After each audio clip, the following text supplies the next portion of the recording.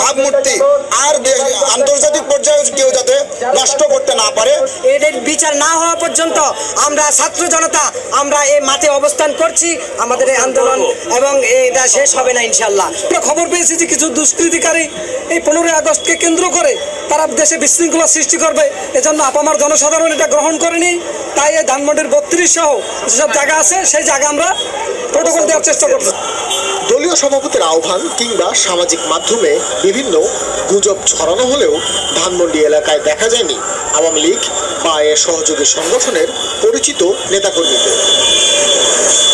স্বল্প সংখ্যক মানুষ যারা শ্রদ্ধা জানাতে এসেছিলেন তাদের পড়তে হয় প্রতিরোধের মুখে, কারণ তারা ছিলেন ছাত্র জনতার সন্দেহের কারণ। 52 বছর আগের সেই স্মৃতি এখনো তারা রাখতে চাইতেছে।